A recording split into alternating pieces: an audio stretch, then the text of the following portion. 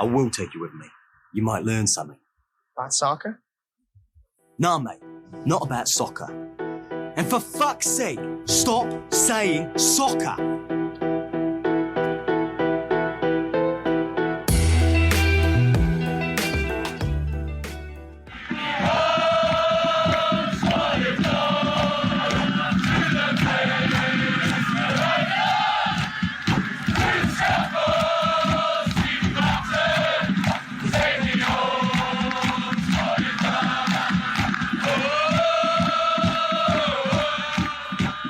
Take Me Home, Spotted Dog, they are singing there. The Old Spotted Dog football ground is a small ground in East London, 2 stops on the Tube's Elizabeth line down from West Ham United. I went there 2 weeks ago while I was in London to talk with Kevin Blowe of Clapton Community Football Club, a club that plays below the professional leagues, about the place, the club, and the people that make it an unusual and heady and fun and beautiful place to love soccer. Member run, committedly anti-fascist, community-oriented and rooted in the history of this part of East London.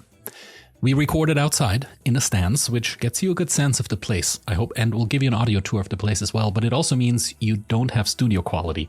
I trust that's fine in this case. Speaking of East London, I flew in the day of West Ham United's UEFA Conference League semi-final game in Alkmaar, and watched with a couple of hundred hammers in a club in Hackney Wick, a quirky neighborhood full of rehabbed industrial spaces and graffitis right across the little canal from West Ham's London Stadium. I was in that stadium that Sunday for the last season home game against Leeds United. Having been hooked by West Ham back at the old bowling ground, as you may know from the Hammers United episodes a few months back, I was prepared to hate the new place. And it's not a football stadium, and on one side you walk out basically into a shopping mall, but coming from Hackney Wick, walking past the houseboats, the graffitis, the community gardens up to the ground, and seeing the amount of families and kids that now have a space in this big 60,000-seater, I have to admit I didn't walk away hating it. There is an element of East London and community atmosphere there that has more than survived, and that is, I feel, growing the longer the time in the stadium wears on. The stadium is now old enough not to be very shiny anymore, and perhaps in a few years it will feel so shitty that it's cool again. That's my hope. The atmosphere of community was on full display the day after I came back from Europe as well. I watched the Conference League final against Fiorentina with around 150 hammers in Chicago. The eyes of the assistant professor may have been wet, and so were those of many around me as well. The day following the victory parade saw the team on open-top buses head from the old bowling ground up to the new stadium, through parts of East London that would never make it on a tour's Instagram or a Premier League advertisement. But here they were, tens of thousands of people who waited for decades for any trophy from their club, and to whom this team and this club meant so much.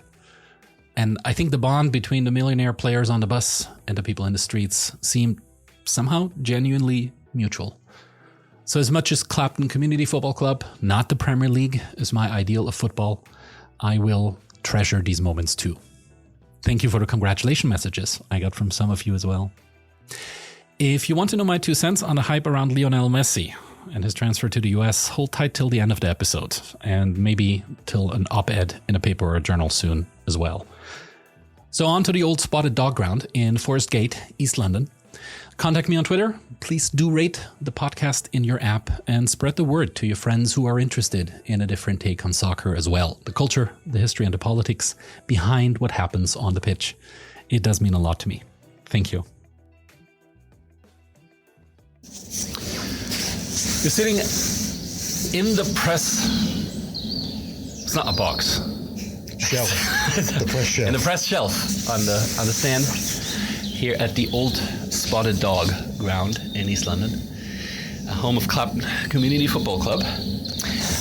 Could you first introduce yourself a little bit and say, how does your story intersect with this club? How did you come to do what you do right now, and what is it that you do right now?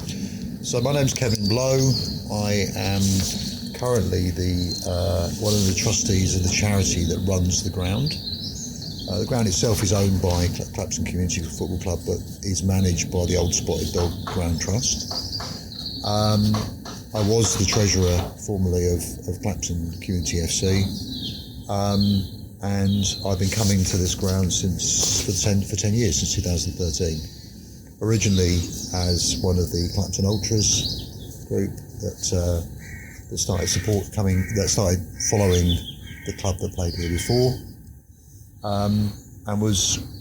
I've been pretty much instrumental in all the different aspects of the development of the club since then, including the initial negotiations for setting up the club, the negotiations on buying the ground, and so on. For those unfamiliar perhaps with the English league system a little bit more, where does the club play right now? So we've just been promoted Congratulations. into the Eastern Counties League, called the Thurlow Nunn League. That's 11 steps below the Premier League. So we're still non-league, and that's fine. It's an amateur club, so nobody gets paid.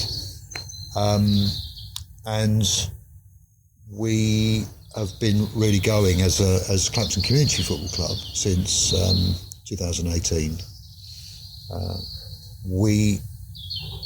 Most of the people that were involved in helping to set the club up had originally been part of the supporters of the club that played here before, which goes by the name of Clapton Football Club, and we'd been members of the fans group, the Clapton Ultras. This is a ground that's been here for a long time, so it's been here since 1887. It's the oldest senior football club in London. It's been a sports venue for longer than that. It was a cricket pitch back in the 1820s, apparently. And it's called the Old Spotted Dog ground because next door is the Old Spotted Dog pub, which is currently derelict, but is about to be redeveloped, which is the oldest secular building in the borough. It used to be one of Henry VIII's numerous hunting lodges when it was all forest around here once upon a time. So hence Forest Gate, obviously. Yeah. And there's been football played here, since the late 1880s.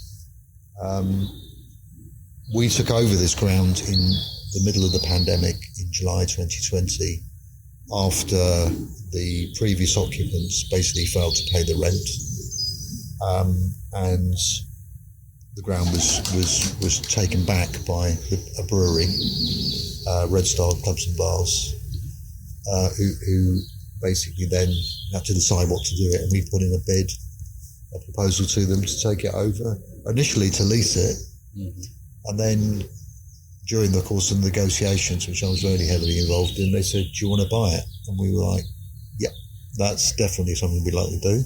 So we bought it for 96 grand. Where did the money come from?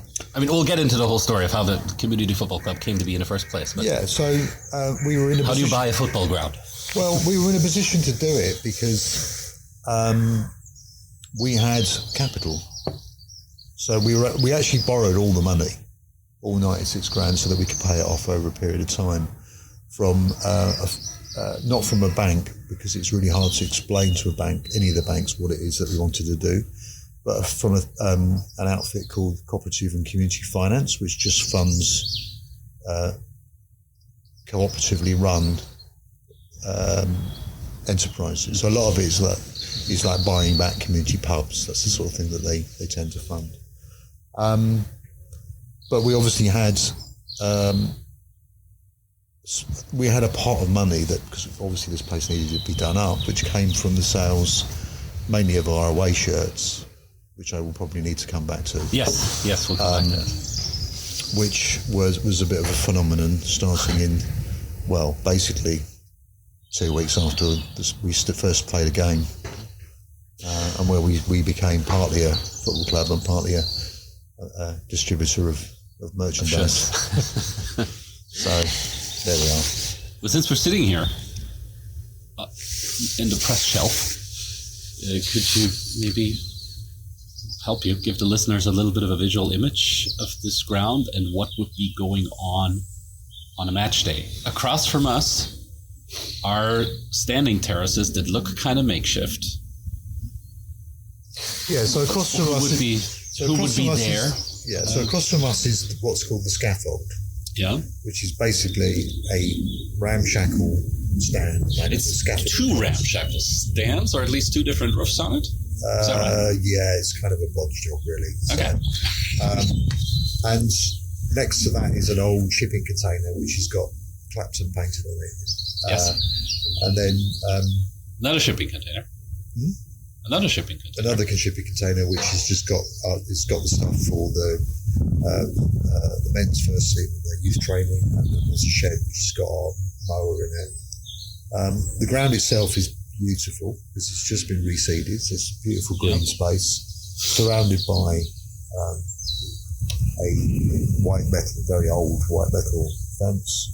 To the left is there's a small terrace which is mainly used by one of the families that who are predominantly Italian, who stand at that end. So that's behind the goal, amidst the brushes. Yeah, and that end is overlooked by most of the bank is just covered in green, and then it's overlooked by houses on Marjorie Park Road. In the corner, there's what is actually a metal. It's a farm gate. We bought it from a farm gate supplier because they were cheap, which means that we can get our mower up on there and sort it out every now and again. The stand itself holds 50. I've never sat here for a game. Who sits here? Usually away supporters, Okay. parents of players, that sort of thing. I always stand on the other side, either in the scaffold or sometimes down the corner by the where the turnstiles is. There's a turnstile into Disraeli Road. Yes, that is the main gate. Yeah, leads right out to a residential road. Yeah, and then the back end, the right hand side from us, there is a bank which has got an alley behind it. That alley used to be where we would stand on stuff and look over the fence when we were boycotting the old club. Yeah.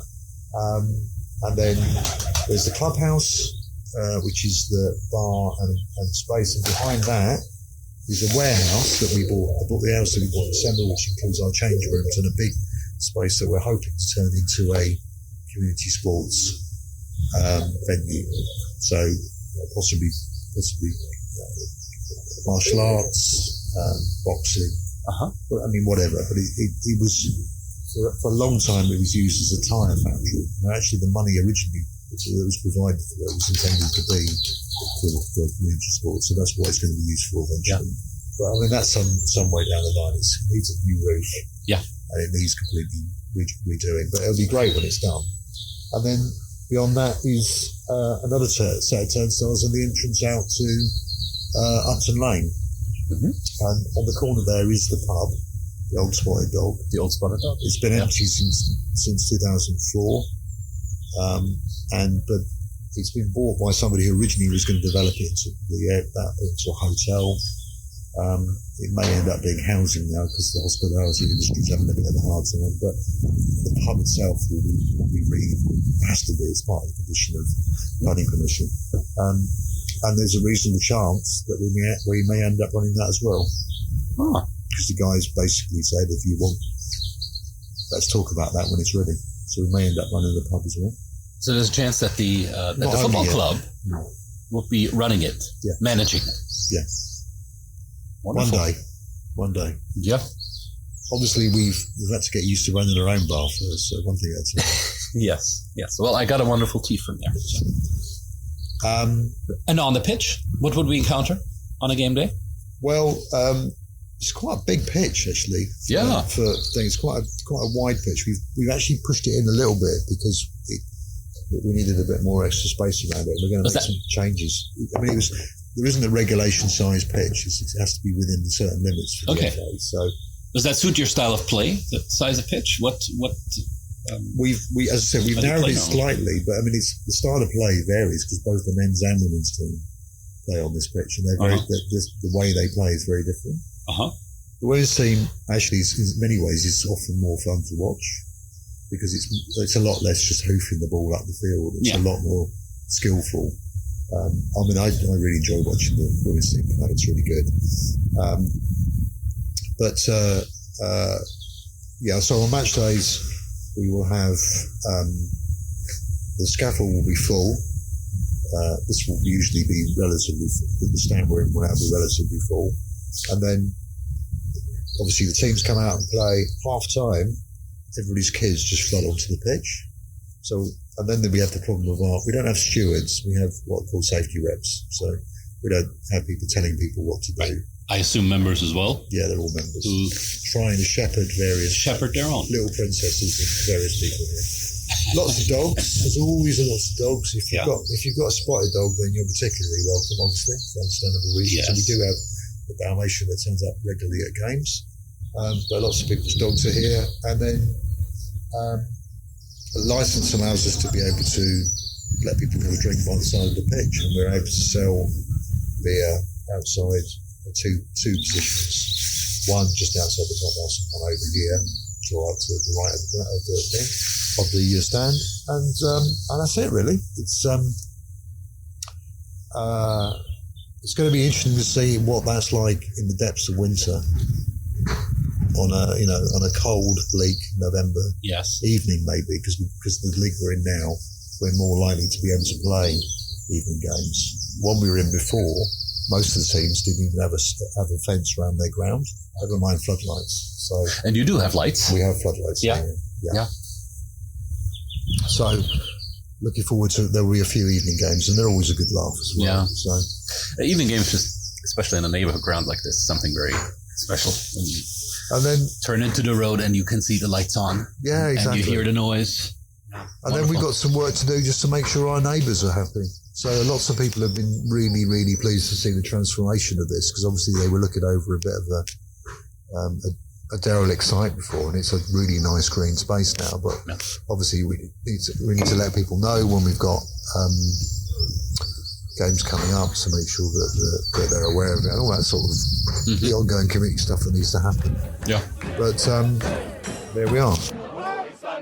It's wonderful. It's full of pie, mash and Clapton. Oh, East London is wonderful. Oh, East London. Oh, East London. It's wonderful. It's wonderful. Oh, East London is wonderful. It's full of pie, mash and Clapton. Oh, East London is wonderful. When you say we now, you mean Clapton Community Football Club. Yeah. Could you walk us through a little bit of what happened here on the pitch before 2018? Yeah. And why that year is so foundational to what happens here now? So before there was a number of people started who had been, mainly people who'd been going to other clubs, to Premier League clubs. People who were supporters of West Ham, but also Leyton Orient, Tottenham. This is a West Ham area. Yes, it's a West Ham area. Yeah. So, who just got sick of, Premier League football. The fact that you were constantly stewarded, constantly heavily policed. You couldn't have a drink next to the game. You couldn't enjoy yourself. It's just a soulless enterprise. And so, but people had started to think, we need to go and watch football somewhere else. And there was a small group of people, maybe 5 of them, who initially realised that there was football playing here. They were local to here, started coming down, and kind of jokingly initially referred to themselves as the Clapton Ultras, right? Because they were the only fans that were here. Yeah, they were all left wing, all anti-fascists. I first got involved so that was in 2012. In 2013, early 2013, I came to my first game, and there was about 25, 30 of us at that stage. Yeah. And then it grew, largely because of the fact that it was avowedly left-wing and anti-fascist. We produced loads of stickers that would pop up in pubs and bars and other football clubs all over London, and people wanted to find out what this was about. And it was completely separate from the club. It was run as a along the lines of a classic European ultras group, right? You said first they jokingly called themselves ultras. When you look up pictures now, this looks like there wasn't the numbers. There wasn't the number. When there was 5 people, there wasn't the numbers, right? But it grew partly because we had you realise that London is like a place where people come, and it's quite from all over Europe, and it's quite difficult it's quite isolating for people. You don't know anybody, so a lot of people would just spot some reference to Clapton and then would rock up and would find it very easy just to slot in. And a lot of them were Italian, and they all came with their own involvement in sort of ultras groups from Italy, and it kind of brought stuff to that. So in the big flags and the tifo and all that sort of thing began to be a feature of what we do. It may have started in one point, but it expanded, right? And so by 2016, we were getting 500-600 people at games, all of which we built. None of that had been created by the club. And that would be an unusually large crowd for the league you're in. Most of the other games were getting maybe 20 people. Yeah. So it was just crazy. And the other clubs loved it, of course, because they were getting money coming in. Because we always took people away as well. We always got a good number of people. And some of the grounds, like we played Town Hamlets FC, we play at Mile End Stadium, which is a brilliant place to go in for an evening game. It really bounces when you get a lot of people in there, and you can make a lot of noise. They make an absolute fortune in that game, So, but then we built, alongside that, we were doing fanzines, podcasts, as I said, posters. We were doing stuff in support of anti-immigration raids, stuff like talking to people in the shops around here. We were producing scarves, we were producing our own badges. We built a culture up around around the supporters that was completely, many people thought it was completely out of proportion to the size of the club, because it's a sort of size that you might get for a club that's significantly bigger than Clapton FC. But we did it because it was a laugh. Let's be honest. We did it because it was brilliant fun. I think sometimes the football was not great at the beginning. Certainly at the beginning, it was quite average, but it lifted the players. Who wouldn't want? If you're playing in front of 20 people, who wouldn't want to come and play football in front of 600, 700, 800 baying idiots? You know what I mean? They got good. They got better. But we always had a deep problem with the owner. So he was more than happy to take our money, but he wouldn't spend anything on the ground. The ground was a wreck, even then. And, we didn't really feel like the club wanted us there. It was happy to kind of fleece us of our cash, but was barely tolerant of our presence. And certainly when people who had started to come said, well, look, the club itself is an unincorporated association. That means anybody can join. And then tried to join. It's quickly discovered that they were told, its membership's closed for restructuring. And then it never reopened. That was in 2013, never reopened. So in 2017, the charity that ran the ground, that had control of the ground then, put itself into liquidation, and we had previously, we said, well, that's it. That's happening. We're not going to be giving our money to essentially funding the legal costs for selling the warehouse out the back, or selling off any other of the kind of trinkets of the club, the crown jewels of the club, if you like. So we started boycotting games, and that lasted all the way through the end of 2017. At which point we were having conversations with the Football Supporters Association. About what do we do? We should be allowed to join. Why is it we can't? And they said, well, look, you say that you've got the heart and soul of the club. Why don't you just form your own club? And that's what we did. As a breakaway from that, Clapton Community FC was born in. There was a meeting in January 2018, and it was formalised in March 2018. We were off and running. We didn't get a manager until June 2018. Played our first game in the beginning of August. I imagine it's hard to create a sense of community, perhaps, if you wouldn't have been at this ground from the beginning. Were you? And how did you get in with the charity that runs it to be able to play here? Well, when the other club still existed, it still does. Yeah, we had to find a ground.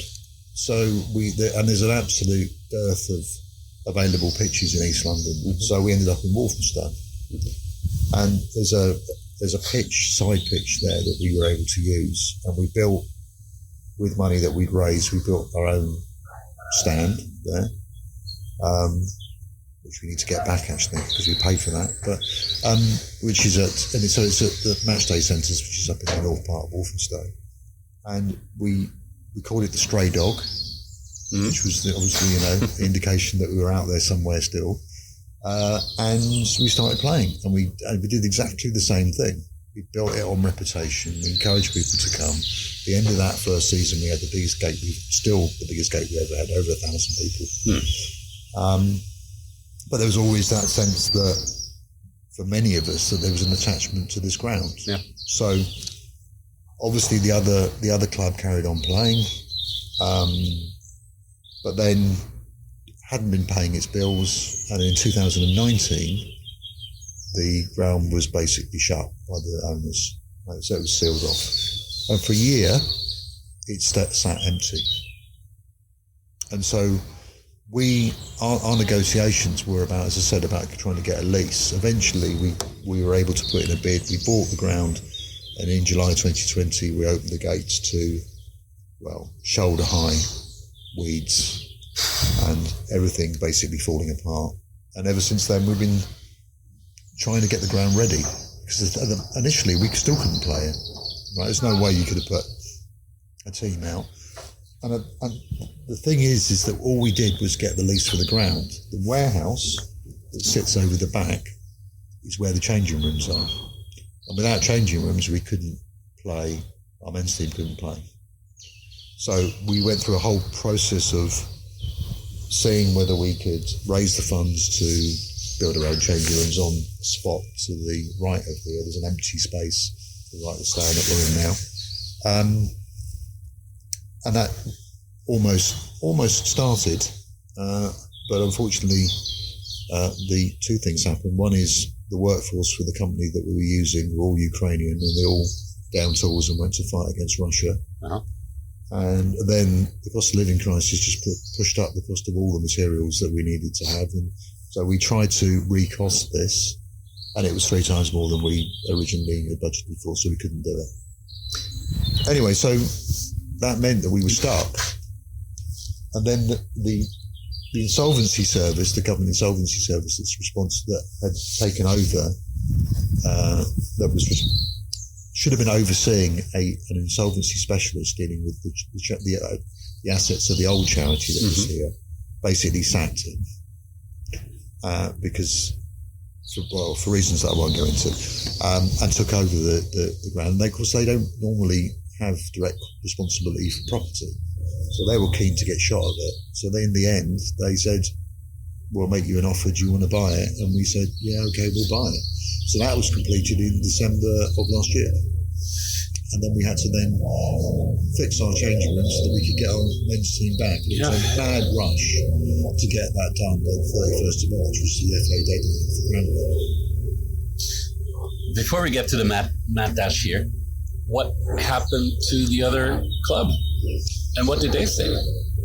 Well, they tried to challenge the decision to get rid of them, and that didn't go anywhere because they didn't have a leg to stand on. They have moved now. They were originally playing out in Essex, but they're now playing at the Terence McMillan Stadium down the road in Newham, which is, it's not really it's not as good as this ground, certainly, and probably isn't compliant with the league that they're playing in. But I mean, that's by the by. That's not our decision for us, and we let them get on with it. Yeah, that as far as we're concerned, we've broken from them. There are certain things I can't talk about because there was a legal challenge brought by the previous owners of Clapton FC about us supposedly passing ourselves off as them, because there was a dispute about who owned the history, and we certainly felt it was argued that having the life members of the old club on board and so on, that we had at least some claim to that. And with all these things, they get settled out of court. They never go to court. So in the end, we had to agree to not talk about them in a negative way, and we had to make certain changes to our kit. Okay. I mean, all I can say is they've carried on doing their thing. Some of the people that are involved in the running of that club, who were trustees of the charity that ran the ground, have now been banned from being involved in any charity for 12 years by the Charity Commission. And that is reflection on the way that at least that charity was run, and its opaque links with the club that was supposed to be its tenant. And they have been relegated from the Essex Senior League that they were in, and we will be playing against them next season. Oh my, that's coming up. Yeah, that's going to be interesting. Yes. They're calling it the Clapico already. They are. It's terrible. Oh my. But it will be a really interesting game for us. It's a kind of like Milton Keynes Dons versus AFC Wimbledon, that sort of level. You know what I mean? So not that sort of level, because it's a significant number of leagues below it. But I would imagine that there will be an awful lot of groundhoppers here that day. Oh yes. Wake up in the morning, drink a can of Tisky. Down at the Old Dog, it's a whiskey. Ooh, the Claptonites. Double time. Wake up in the morning, drink a can of Tisky. Down at the Old Dog, it's a whiskey. Ooh, the Claptonites. Wake up in the morning, drink a can of Tisky. Down at the Old Dog, it's a whiskey.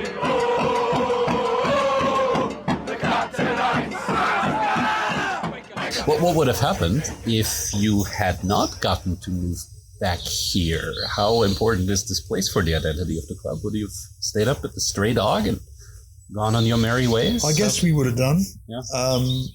But I mean, it's a bit of a what if. What if we hadn't sold loads of our football shirts to people in Spain in August of 18? We wouldn't have been able to afford to even think about buying this. That's a big what if. Yeah. Because the people that are around the club, and we did a fundraiser, and we can probably raise about 20 grand. But in that first year, we sold something like £450,000 worth of shirts. Okay, why did you sell so many of these shirts? We need to talk about this now. And why did you sell them to Spain? And could you describe to us how these special shirts look like? So what happened was we had a vote, because we vote on everything, because it's a member-run club, on our kit. And the first team kit wasn't particularly contentious, but the second team was open to designs from different people. And there's a beautiful design that was done by a guy called Tom Bleasdale, who is, he's not a graphic designer. He works in an Oxfam shop, but it was just perfect, right? And it was a tribute to people who'd come from East London, been out to Spain to fight against fascism. I said before, there's this really strong anti-fascist identity. Yeah. So when the vote came out... So this is a reference to the Spanish Civil War. Yeah. We should say. And it's a big deal in East London, right? The mural there's a mural down at Cable Street that celebrates the people who went out. It's part of working class history in East London, that the people who went out to not just to talk about fighting fascism, but actually to do it. Yeah. And so it was a clear winner. There was never going to be any doubt about that when it came to the vote, really. How did the shirt pay tribute to these people? It's in the colours of the Second Republic. So it's in purple, yellow and red. It has a repeated three-pointed star, which is the symbol of the International Brigades. It has no Castellan written on the back of the shirt below the neck.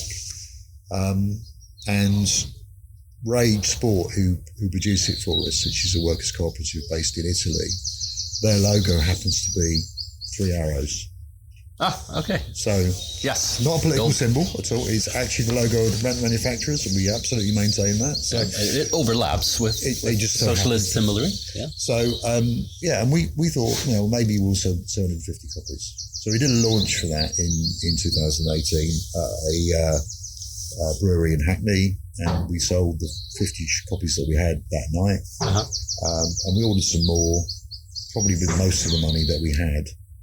And then they went, and then the first game happened, away game happened, and photographs of our players in this kit got picked up by somebody who's one of those shirt nerds, and it went viral. And then it got picked up by people in Spain, and it went massively viral. And all of a sudden, we've got TV camera crews from France and Spain and Brazil turning up at the games and wanting to interview people. And the timing was the thing that was crucial, right? So at the time, in the latter part of summer of 2018, there was a big debate about basically disinterring Franco and reburying him from this kind of fascist monstrosity of a mausoleum that they had. Right. So a debate in Spain about how to treat the legacy of Franco's dictatorship and the Civil War in general. Yeah. And so what happened was all these Spanish people were saying, why is it that a little club in East London could talk about this when we can't? And so we just got bombarded with people wanting to buy the shirts. We had to get a distribution company to help us because we just couldn't cope with the sheer numbers. Poor old Maurizio, who's our contact point at Raid Sport, was just working his arse off trying to get these things produced. And we sold, we reckon we've probably sold about 18,000 shirts now. And I bought this ground. Yeah. Well, it certainly helped to buy this ground. Yeah. It certainly helped to repair this ground, and the transformation in it from what it was when we got it in 2020 is in part due to the fact that obviously out of that 450,000 we were probably taking probably less than half of it, and there were things that we needed to do, but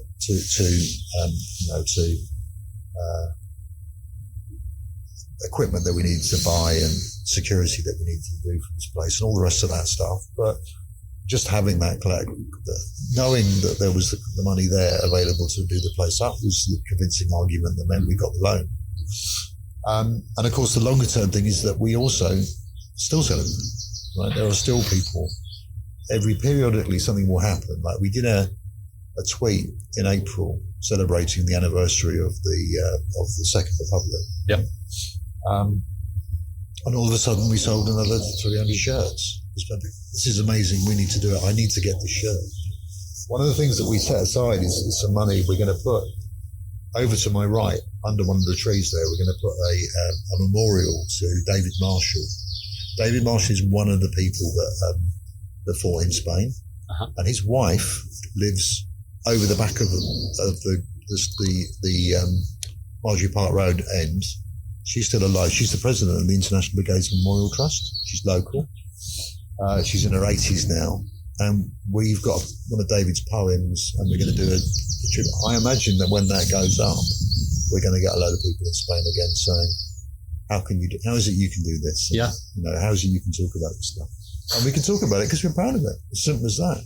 That association is something that we don't shy away from. We still see ourselves as being an avowedly, no longer an avowedly anti-fascist fans group, but an avowedly anti-fascist football club. So there they are. I can really understand the appeal at the intervention in the discussion that's happening or not happening in Spain. How does it connect to here, to East London and to your neighborhood, what you do here? You mentioned a memorial right now, and there's actual local anti-fascist history here. Yes. How do you feel you do it in connecting that history to the history of the club, involving the neighborhood in that as well? So Newham has a long history of organising against the far right. Mm-hmm. It also has a long history of the presence of the far right. And certainly throughout the 1970s and 1980s, there were big campaigns by the local community against the far right. and the far right's presence at West Ham Football Club, for instance. Yeah. I was involved in much of that struggle from 1990 onwards through a group called the Neo Monitoring Project. Was involved in lots of anti-fascist organising when the BNP, British National Party, tried to get councillors in Newham and came really close, within 66 votes. So British National Party, for the American listeners, we need to explain, is a far right wing. It's basically one of the most successful hereditary of the National Front. Yes, who'd been the big party of the far right in the 1970s. Yeah. And quite a presence back then, or at least tried to get quite a presence outside the stadium and on the terraces, the West Ham home games. In the 90s. And so, the idea that there hasn't been an anti-fascist presence in East London, that it's just something from the 1930s, is not true. Right. It may be a newer phenomenon that's been particularly associated with football, but we see that as a positive step forward. That the idea that a club can be avowedly anti-fascist is an important thing, but not just obviously anti-fascist as well. Defeating fascism doesn't defeat racism. There's a bigger issue there. There's a separate issue there, and so we're also wanting to work with those who are fighting, particularly state racism. So those people who are organising against immigration, detention, the racist policing, all those things are, I think, absolutely key to the kind of priorities of where we see ourselves in the local community. Yeah. So it's not just the football's important, and it's really great that we get all the young people out on to do the training on twice a week here. But the kind of community outreach aspect of what you do is incredibly important as well. We've now got this beautiful space from which to organise. We've got this space where we can open up the clubhouse to the local community for events like we did last night. We had a discussion last night about some of the history about resistance to racism, and that's something we want to do as well. So it's an organising space as well as a football ground. I guess that's the main thing. I mean, how that pans out is down to us, though. Right? So there's a certain possibility of it just being a performative position. We're anti-racist, they're anti-fascist. I was going to ask about that, right? That anti-fascism as a brand. That, don't take it personally, but that can sell shirts, right? And that can sell things, that can sell stickers, and that can go viral and go global. St Pauli, probably from Germany, the most prominent case of that. How do you balance that with local impact? I think that's where you're going. Partly, as a symbol, that's okay, because within football, that's still a powerful symbol because of the idea that most clubs don't do that. In fact, quite deliberately, the FA, and certainly the higher up we get, the more challenges we're going to get about this. Say that they want to keep politics out of sport. Well, we just reject the idea that politics and sport are somehow two completely different things, right? The way the FA operates is political, aside from anything else. Right? So the fact that it's a statement is in itself a bad thing. But then there's the obligation to do something about it in the local area by actively supporting anti-fascist struggles, and organised opposition to racism, by making this a space where, unlike other football grounds, people with far right politics are not tolerated. Right? This is not a place that's open to all. Right? We don't want you here if that's the position that you adopt. So, and certainly, then there are other elements of what we do, which is also, it's not about creating a safe space, because I think that's impossible, but it is about creating a space where people feel welcomed. Right? And that's an ongoing project. I mean, that is something that needs to be plugged into what we do as a club, not just on the field, but off it as well. Yeah. And this is really early days. If you think 2018, it's only 5 years ago, right? We're really expecting to, we're here for the long term, so we're going to have to see how that pans out. At the moment, we have a fantastically far right government in Britain, Yeah.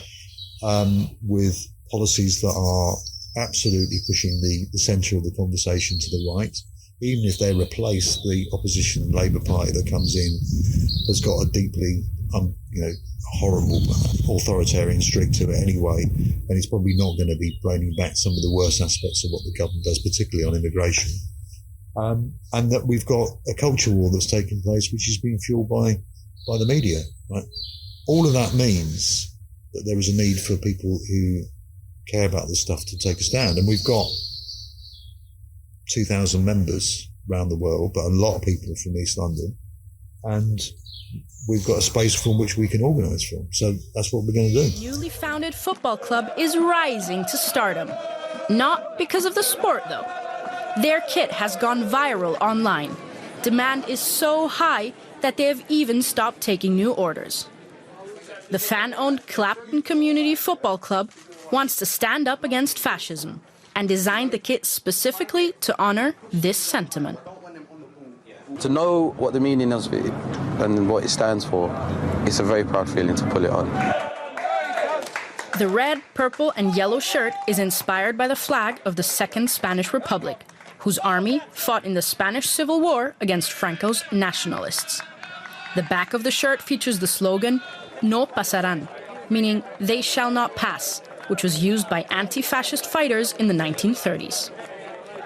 I think the timing of the shirt coming out had a big factor in its success. I think it wouldn't have felt so important to people. The fact that we've had such a big reply, such a big response, it possibly, says that people really kind of needed this kind of positive message. No pasarán! No pasarán! They might not win the Champions League, but they've definitely won the hearts of many fans around the world. Community is in the name of the club. Yeah. And you've said before, we're a member-owned club.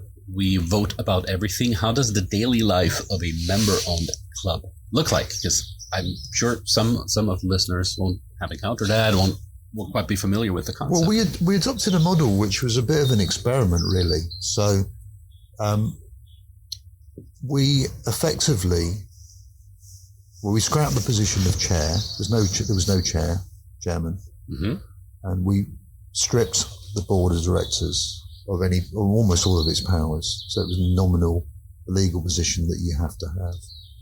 And we delegated the responsibility for making decisions to committees.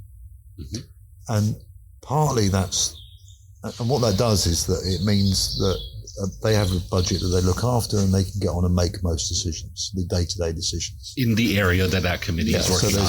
What committees are there? So there's finance, men's first team, women's first team, open access, which is for people returning to football, is mainly for women and non-binary older players, youth training, communications, merchandise, membership.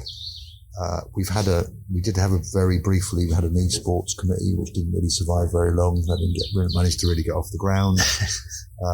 We have a separate committee for accountability, that does our accountability stuff. And some of that's partly mirrored in the trust that runs here. So there are separate committees responsible here for grounds and for the clubhouse and for running the bar, right? So with that many committees, I imagine a majority of the members are on some kind of committee. Is the level of involvement pretty high, or no, how? Out of 2,000 odd members, there's probably 70 or 80 people that are actively involved in stuff. But they're involved in the things that they're interested in. So the problem with most clubs is you get a board, maybe 12 people, then everybody has to be responsible for everything, right? And so everybody's massively stressed. And so that people tend to bypass the processes of accountability, right? Of being accountable to members. Membership becomes turning up for an AGM every year, sticking your hand up and voting for a committee. That's not really transparency and accountability at all. It doesn't matter that we've created essentially little groups of interest, right? The people who are involved in our comms and our communications committee care about that stuff, and they can get on and make sure that programs are produced and that our Twitter and Instagram accounts are all updated and so on. And it's not the end of the world if everybody's not involved in making those decisions. Similarly, the people that are involved in making decisions about when to buy scarves and what the designs are. And we do sometimes think, okay, well, with that one, we do say, oh, we'll go and talk to our members, but only if it's a big decision. Because it gets things done. And crucially, you know, to be able to have organised what we've done in the relatively short space of time that we've been around would have been impossible without that if it all been centralised. Particularly because in the middle of that, of course, was the pandemic. We had a whole year of not being able to play football, or playing partly behind closed doors, not being able to see each other. So much of organising the club was basically happened on Telegram, but it did continue. It continued. With a club that's heavily member-led, community-driven, how did it feel like to be apart from each other that long? And how was it to come back together during the pandemic? Yeah, I mean, I think it was tough. It was tough on everybody in general. I mean, I'm fortunate enough to be able to work from home anyway, right? But and I was volunteering for the local bookshop, delivering books in the first couple of months of the pandemic, which was great because it just meant I could be out of the house every day. But, you know, it's incredibly frustrating that we get our ground together, we buy a ground in July 2020, and then we're back in lockdown again after that, you know. So I don't know whether it's necessarily the worst thing, though, because there's people I know who lost family. Yeah, I mean, everybody around here knows somebody that lost somebody. And there are worse things than not being able to play football. We survived it, actually, partly because responsibility didn't fall on one person or a few people's shoulders. Like, we could hibernate a number of our things, and we did manage to keep other stuff going, you know, regular contact with each other. When things got back off the ground again, it was an enormous relief, understandably. Yes. Yeah. And it really meant that we could then crack on with trying to get this ground in a fit state to be able to be used again, which obviously took some time. What's the state of affairs off the pitch right now? How's the ultra culture developed at Clapton? Well, it's still not a very common thing in England. No, I mean, it's different because a lot of ultras culture is in opposition to the club, right? Yeah. And we are the club. So it's not quite as antagonistic. It's not antagonistic at all. Yeah. Right? And there is a certain amount of how the camaraderie that builds is actually kind of important too. Right? The fact that the guy who ran the club here, the people who ran the club here before were somebody that we distinctly disliked. Yeah. It's also an important way of being able to build our own identity as a Clapton Ultras. As the line goes, once you wanted revolution, now you are the institution. Indeed. Is that how does a group like the Ultras that started as an antidote, maybe not an active resistance, but became active resistance, deal with that now? With being the club. Because the whole point of it was fundamentally not just being in opposition to the owners, it was about having a laugh. And so now the aim is to try and get as many people as possible to come to games, is to make as much noise as possible. And there are all these little groups of people that have set their own thing up, you know. There's the supporters from here, from the north of England, are calling themselves the Gravy Ultras. And there's the Umarell Ultras, which you can't join unless you're over 50. All right. Umarell being the old guys that stand around in Italy, stand around building sites, offering unwanted advice to people working on them. It's a thing. It's an Italian thing. So, and you know, and so on. So that idea, there's a LGBT group here as well, right? That's to be encouraged, because what it means is just people find their friends in the way that the Ultras provided a way for people to be able to come together. What we're now providing is the whole club as a massive laugh on a Saturday and a Sunday. And so it doesn't need to be antagonistic.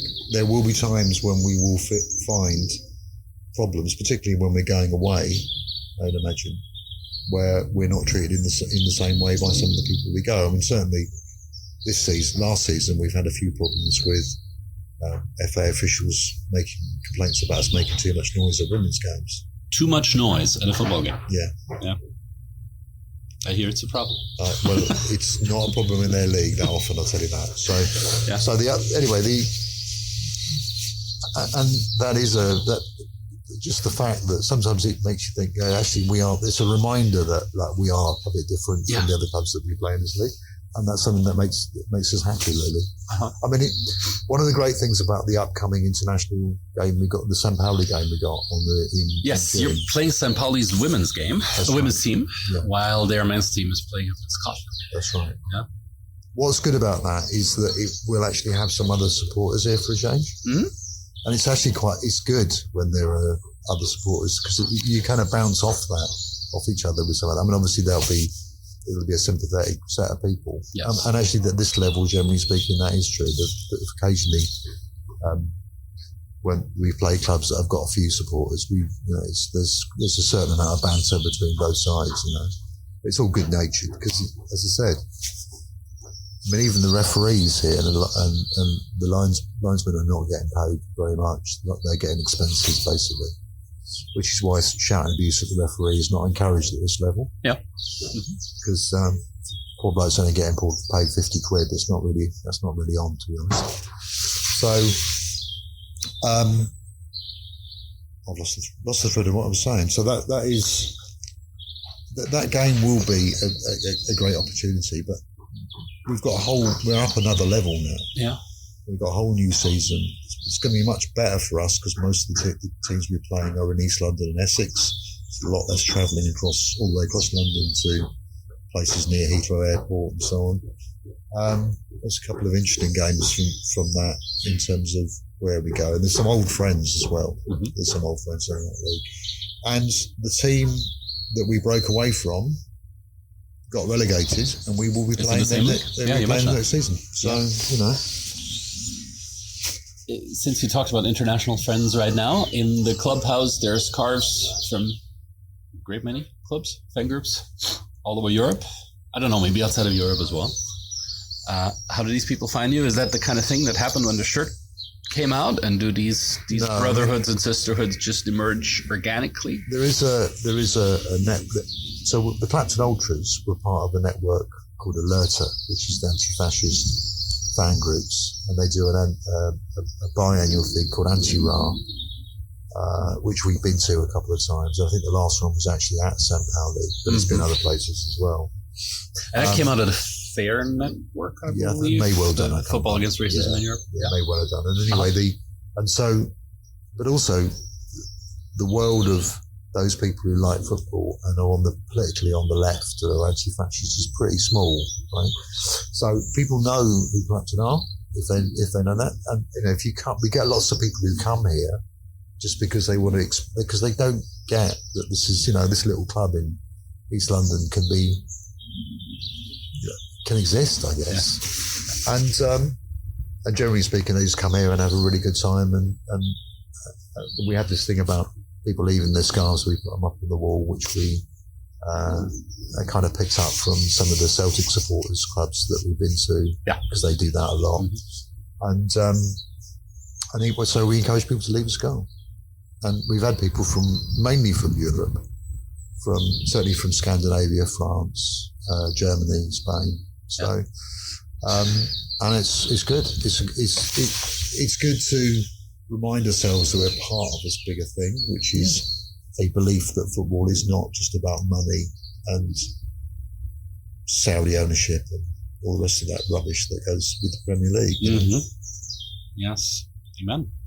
Do you imagine more clubs like this popping up? Do you see more people getting disillusioned with Premier League football in general, perhaps? Are you a bit of a bellwether, perhaps, in what could be a renaissance of community clubs? I hope so. I don't know whether it's as easy to replicate as... it's not a model necessarily that is immediately replicated elsewhere, partly because there is just a dearth of grounds that people can play at. But there are lots of non-league clubs. We've spoken to, and we've taken inspiration from some of them member-owned clubs like Enfield Town, MC United in Manchester. Yeah. SC United in Manchester, sorry. Yeah. So anyway, I hopefully, what would be good though would be to be able to borrow some of the things that we found that worked from the structure. Mm-hmm. So the idea of not having a top-down approach, but having this horizontal approach it's not perfect. There's real issues about communication. So last year we scrapped our board. We created this thing called the General Organising Committee, which basically has reps from all of our individual committees to try and improve the communication, because sometimes it's just not clear who's supposed to be responsible for what, even with the best attempts of doing that, right? Because you can't kind of plan for every eventuality, and certainly buying a warehouse wasn't on our radar, for instance. So, but that model of involvement is probably a good way of getting people to feel like the club belongs to them. And then, the resolution of disputes. Mm-hmm. We have an accountability agreement within the club, which basically is that says everybody is responsible for the way people behave in the club. It's not going to be pushed off to somebody who's responsible for discipline. We're not going to have somebody that acts as the cops in this ground. But that's really hard for people to get their head around, because people want something, quite often they want somebody to be punished for something. And actually we say when people screw up, when they behave badly, when they cause harm to others, we don't want to kick them out. What we want to do is get them to change their behaviour. Have you had incidences like that? Well, there's been a few. It's not as many as it could have been, because sometimes it is useful just to remind people that you don't have to have somebody to referee your disputes. You just sort this shit out for yourself, right? But not all of it's worked, and we have had people that have been very unhappy with the way things have gone and the speed at which things have gone, because of course, trying to do accountability rather than discipline within the club is a slower process. Yeah. But we're learning as well. We're not pretending that we have all the answers. I still think that's a better approach of trying to keep people on board and seeing of restoring things rather than punishment. Because if anybody feels that they can't come because of something that's happened, is a defeat. Right? No matter how frustrated they may feel, we should have found a way to fix that, and we didn't. And collectively, we're going to have to learn how to do that better. I mean, and none of which has been helped by the trauma of the pandemic. I mean, we're going to be living with the consequences of that for years, and nobody even knows what the real impact of it is. Just, it has had a real, mental, emotional impact on everybody without even realising it, I think. I agree. Yeah. And the football ground often is a place where some of that can come out in the open more freely. Well, it's a place where people can kind of get a bit of a release. Yeah. But it's also a place where people can sometimes forget that they need to be careful about what they do because it has an impact on others. And ideally, everybody should be prepared to step in and call out bullshit behaviour when it happens. We are encouraging our people to try and do that as much as possible. Don't just leave it up to the same people to step in. If you see something that is wrong, then you need to challenge it. Well, it is May. Your season is over. I can't go watch a game here. If I come back to London, I don't know, 3-4 years? I don't know. What would it have taken for you to say those have been good years for Clapton Community Football Club? Let's say 4 or 5 years. Okay. So in 4 or 5 years, I would like to at least be one league above where we are now. Mm-hmm. I don't expect it to be much more than that. And actually, I don't particularly want us to be charging ahead up the leagues, because at some point, well, certainly the higher up, the more restraint you get on what you can do. And there's the difficult, thorny issue. At some point, you have to start paying players. There's just the expectation that we're an amateur club and we want to stay that way.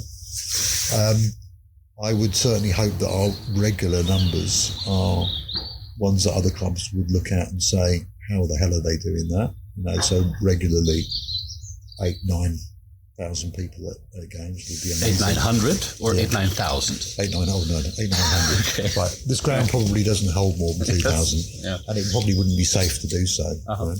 Because 900 is enough of a challenge as it is. I would like to see the makeup of the ground of the people who come here being significantly more diverse. So a lot more people from the local area. And this area is 70% non-white. So a lot less of a pale audience, let's put it that way. But I would also like to see a lot of people feeling that they come here, they can keep on coming here because without necessarily feeling that they are not welcome, right? So this is a trans-inclusive space. This is somewhere that that needs to make sure that it is somewhere where women feel that they can come and feel safe, you know, being able to participate. Because within football, that's not always true. Oh, yeah, not at all. Yeah. The difficulty with all of that is that we then have to navigate the wider issues in society about diversity and inclusion that, you know, that are not going in the right direction anyway. But the other big thing is just that for everybody around this area to know who we are, right? So for there to be a series of events taking place here on a regular basis that are open to the local community. Ideally, in 4 or 5 years' time, it would be brilliant if we can actually have got a grant from somewhere to actually start work on doing the warehouse up as a community space. I mean, I would really hope that would be the case. Yeah. It would draw people from the neighbourhood who haven't grown up with traditional British football culture, either because they just migrated or because they're historically excluded as well. Or because people think the British football culture is basically, you know, quite aggressive and quite racist. Yeah, quite racist. One of the things about us being promoted is that we've now got access to the ability to apply for grants from the FA, which will make a significant difference to our ability to do this place up. So, you know, I think that in 4 or 5 years' time, we will see potentially, you know, new facilities here, new fencing around the ground, probably, hopefully, there will be a plan in place. I don't know whether it was started to actually knock down the scaffold and rebuild it. That'd be kind of sad. Look at it well, like this. It's just a building. It'll become a safety hazard at some point too. The scaffold is the people in it. It's not really the building that's there. And the people that stand there will be the ones who appreciate being part of that group. Really? Yeah. You think that buildings don't make a difference on grounds? No, I think it's the space where people gather make a difference on grounds. Right? The actual thing there, it's not something that it's the fact that we can all come together in that one place that matters, not the fact that it is, you can bang on the back on the metal and it makes a great noise and all the rest of it. You know? So I don't think that matters at all. The most important thing is the fact that we can gather together. Because to be honest, if we can knock that down and redo it, we can have 2 tiers there. We can expand it out. We can have a lot more people there. We can make people feel more comfortable, more safe. So that for me would be a bigger bonus, frankly, than necessarily the tin shed that we've got at the moment.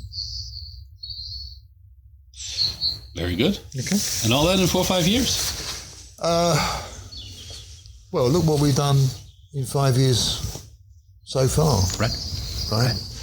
From nothing, from an idea, from trying to force our way into being allowed to be what should have been our right, to be members of the club that we were following, to setting something up which has returned this space as a community space for local people. Yeah. Which is open on a regular basis, which is playing games, which has got youth training happening here, which is all the stuff that we wanted to be able to do in a really short space of time. I mean, the only thing about 4 or 5 years is I think all of us would like to just slow the pace down a bit and just enjoy it a bit more. It's been a little bit of a constant firefighting of crisis after crisis, you know. Well, we got the clubhouse the first winter after we got it, we realised that basically the roof was rotten. The entire roof needed to be replaced. We raised £20,000 for that in a really short space of time and got it done, but we could have done without it, frankly.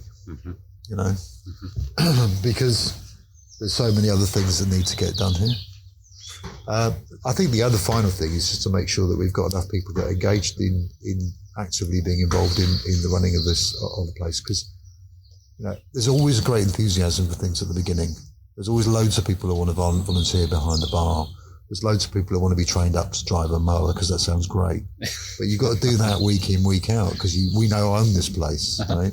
We're going to be here for decades. And that means that we constantly need to replace people and bring in new people all the time. That's another challenge. So hopefully in 4 or 5 years' time, there's not like 4 people grumbling about how there's not enough people prepared to do the pitch. That sort of thing. Yeah, hopefully. Very good. Thank you for the time. Sad I missed the game here, but glad I got to talk to you. Okay.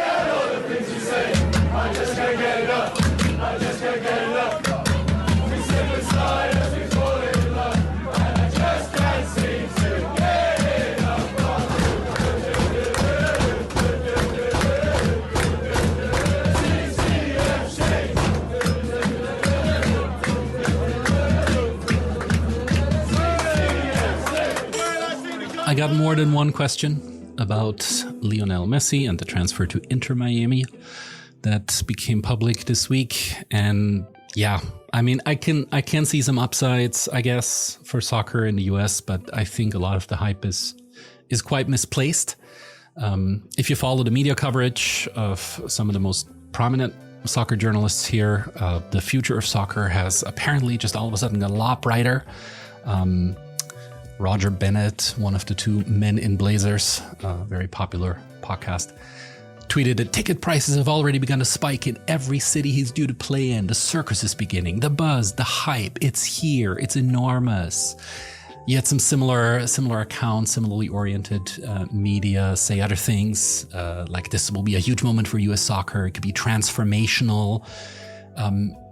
There have been very little wait a moment type of reactions so far, I think, and that's a shame. It's a shame for American sports journalism, but also for the sustainable growth of the game. I think this is not the first superstar from Europe to transfer to an American league, even before the MLS existed. This kind of thing was always pitched as the defining moment for a bright future for the game in the US. I'm really not sure it is. Hyping it like that ignores actual sustainable growth of soccer that happens in lower league, that happens in women's football, that happens among immigrant communities, in new fan groups, in new ultra groups of MLS teams. So I am just very, very cautious to be wowed by big names like that, and really hope that over time a more productively critical view of the business that is soccer will emerge in the US as well. Soccer is a universal cultural language. In that way, it's not dissimilar from religion. It stands apart from other sports in that way, and reducing its value to calculating ticket price spikes reveals kind of an odd American exceptionalism that I think is really unbecoming to a country that, in this one area at least, is kind of playing catch up to the rest of the world in excitement for this sports. Ticket prices in the thousands of dollars should actually be identified as a problem for the accessibility and the future of the game, and not something to celebrate. I mean, if the tickets to the World Championships in cherry pit spitting would cost similar amounts tomorrow, are we supposed to train our attention and our buzz and our hype there as well? So I hope over time the hype will settle a little bit, and I trust it'll turn out to be short-lived. And in the meantime, I hope that in many schools and many colleges and in many communities that don't have access to traditional North American sports, in the meantime, the enthusiasm for soccer and soccer culture will be growing, Messi or not. And I trust it will. At least that's a little goal of this podcast as well.